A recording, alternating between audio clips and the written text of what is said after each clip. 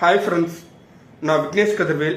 இந்த வீடியோவில் நாம் டாக்ட்ரின் ஆஃப் எஸ்சீட் இதை பற்றி இந்த வீடியோவில் எலாபரேட்டாக பார்த்துடலாம் வாங்க.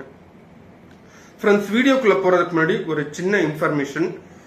உங்ககிட்ட ceiling land, ULC fixation land, DC land, Panchami land, அனாதீனம் லேண்டு அல்லது ப்ராப்பர்ட்டி எங்ககிட்ட இருக்க ஹெச்ஆர்என்சி ஹிந்து அறநிலையத்துறை கிளைம் பண்றாங்க, வகுப்பாரி போர்டு கிளைம் பண்றாங்க, அல்லது ப்ராப்பர்ட்டி பல வருஷமா இருக்கு ஆனா அதுக்கு பட்டா இல்ல அப்படின்னாலோ, அல்லது பட்டா இருக்கு ஆனா அது புறம்போக்குங்கிற லேண்டு கேட்டகரியில பண்ணி வச்சிருக்காங்க அப்படின்னாலோ, இந்த மாதிரி ப்ராப்பர்ட்டி ரிலேட்டட் லிட்டிகேஷன் சால்வ் பண்ணணும்னா டிஸ்பிளேல இருக்கக்கூடிய நம்பருக்கு கால் பண்ணுங்க. அக்ராஸ் தமிழ்நாடு சர்வீஸ் பண்ணி தரோம். ஃப்ரெண்ட்ஸ், இப்போ வாங்க வீடியோக்குள்ள போலாம். டாக்ட்ரின் ஆஃப் எஸ்சீட் இதை எப்போ அப்ளை ஆகும் அப்படின்னு பார்த்தீங்கன்னாக்க, இப்போ ஒரு லேண்ட் இருக்கு, அந்த லேண்டை பார்த்தீங்கன்னா ரொம்ப வருஷமா யாருமே கிளைம் பண்ணல ஒரு சொத்து இருக்குது அப்படின்னாக்க, அதை டாக்ட்ரின் ஆஃப் எஸ்சீட் பயன்படுத்தி அது article 296 constitution of India article 296 இன் படி அது ஆட்டோமேட்டிக்கா கவர்மெண்ட்டுக்கு போயிடும். இன்னும் சிம்பிளா சொல்ல போனா, அதாவது பொதுப்படையான மக்களுக்கு தெரியும் பட்சத்தில் சொல்ல போனாக்க, அனாதீனம் நிலம் அப்படின்னு நீங்க கேள்விப்பட்டிருப்பீங்க இல்லைங்களா? அது பாத்தீங்கன்னா டாக்ட்ரின் ஆஃப் எஸ்சீட்டின் படிதான், அண்டர் ஆர்டிகிள் 296 இன் படிதான் கவர்மெண்ட்டுக்கு போயிருக்கும் அப்படிங்கறது தெரிஞ்சுக்கோங்க.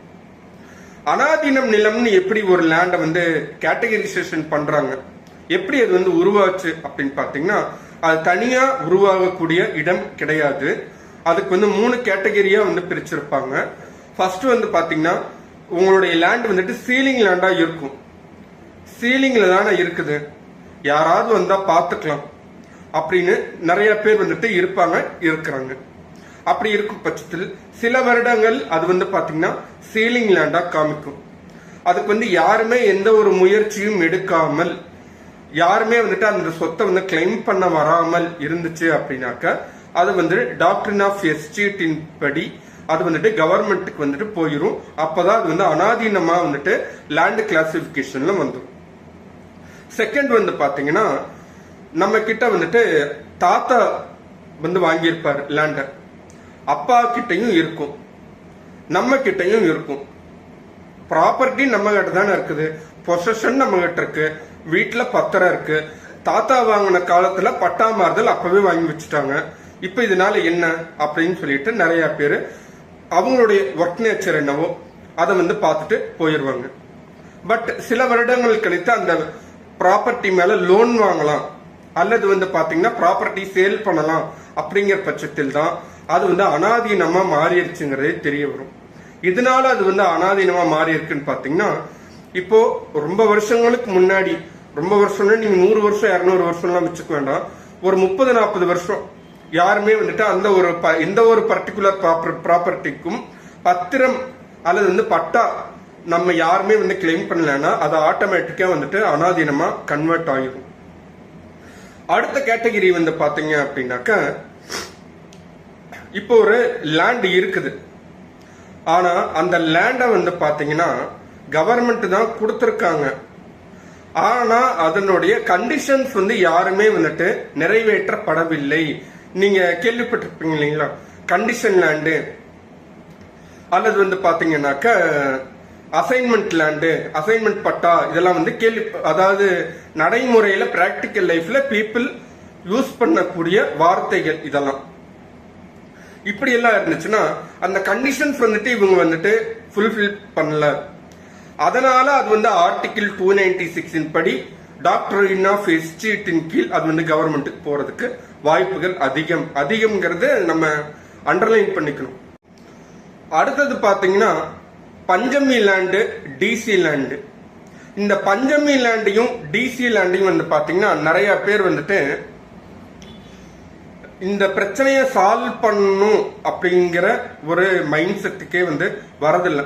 ஆட்டோமேட்டிக்கா சால்வ் ஆயிரும் அப்படின்னு நினைச்சிட்டு நிறைய பேர் இருக்கீங்க. பஞ்சமி லேண்டுக்கு பர்மனன்ட் ரெஸ்ட்ரிக்ஷன் சொல்லியிருக்காங்க கவர்மெண்ட்ல.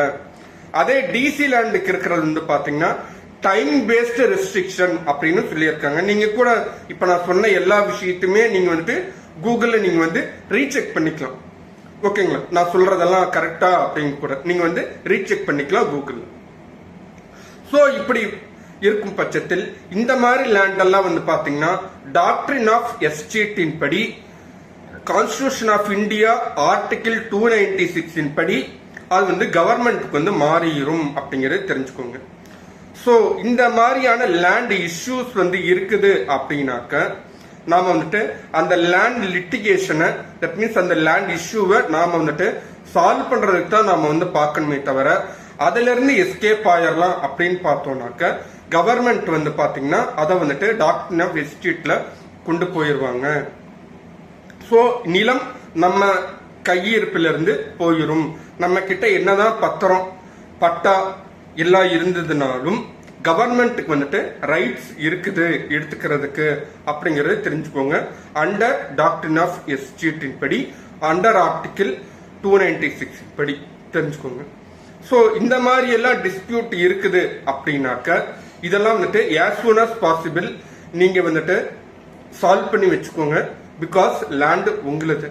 நிறைய பேர் லேண்ட் வாங்குறாங்க, அது ஒரு டிஸ்பியூட்னா சரி ஓகே அப்படின்னு சொல்லிட்டு அடுத்த லேண்ட் திரும்ப ஒர்க் பண்ணியோ அல்லது வந்து பிசினஸ் பண்ணியோ அடுத்த லேண்ட் பர்ச்சேஸ் பண்ணிட்டு போயிடலாம் அப்படின்னு பண்றாங்க. இந்த லேண்ட் அப்படியே வந்து பாத்தீங்கன்னாக்க டாக்டரின் ஆஃப் எஸ்டேட்டின் மூலமா அது வந்து கவர்மெண்ட்டுக்கு அனாதீனமா கன்வெர்ட் ஆகி போயிருது. சோ இந்த மாதிரி நீங்க விடாதீங்க. உங்களுக்கு லேண்ட் டிஸ்பியூட் இருந்துச்சுன்னாக்க பயப்பட தேவையில்லை, அது வந்து சால்வ் பண்ணக்கூடியதுதான் அப்படிங்கறது தெரிஞ்சுக்கோங்க. உங்க லேண்ட் டிஸ்பியூட்டை நீங்க சால்வ் பண்ணிக்கோங்க. அன்லஸ் உங்களால சால்வ் பண்ண முடியலன்னு டிஸ்பிளே இருக்கக்கூடிய நம்பர் கால் பண்ணுங்க. அக்ராஸ் தமிழ்நாடு சர்வீஸ் பண்ணி தரோம். Thank you friends.